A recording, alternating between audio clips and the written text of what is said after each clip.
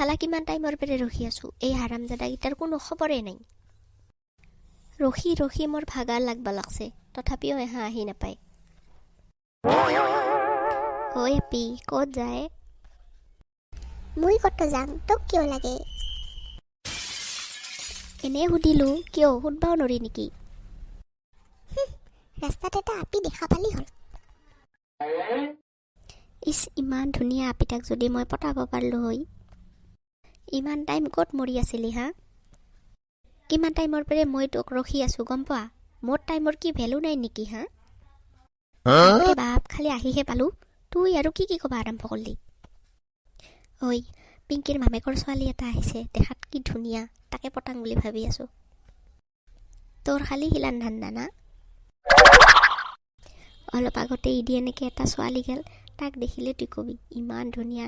মই ভাবি আছোঁ তাকে লাইন লগাওঁ নেকি। বল্টুহঁতৰ লগত যাই কথাগিলা আলোচনা কৰোঁ। ঐ বল্টু, কি খবৰ ক? খবৰৰ কথা আৰু কি ক'ম, আছোঁ আৰু কোনো ৰকম। কি হ'ল তোৰ আৰু এনি টাইম কিহৰ ইমান টেনশ্যনত থাকা হে?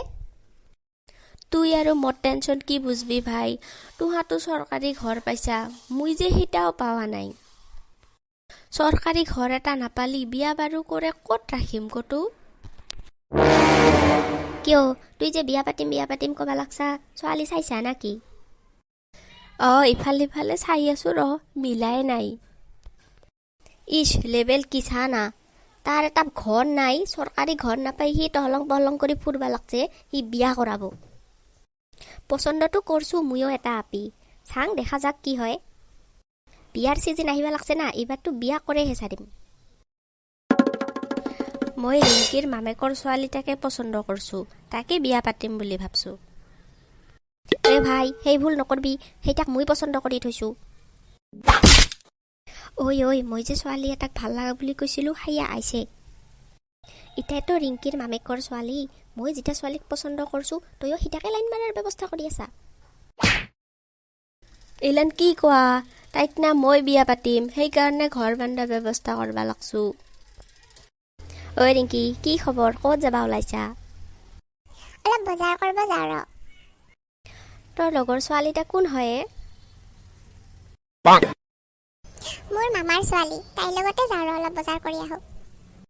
ঐ ৰিংকি, তোৰ মামাৰ ছোৱালীটা বহুত ধুনীয়া হয় ৰে। বিয়া দিবৰ ইচ্ছা থাকিলে কবি, ভাল ল'ৰা আছে আমাৰ ইয়াতে। ঐ ৰিংকি, সোনকালে চো ইয়াৰ পৰা, মোৰ ভাল নালাগে তোমালোকৰ ইয়াৰে ল'ৰাবোৰ ইমান অভদ্ৰ। কি কোৱা ৰে?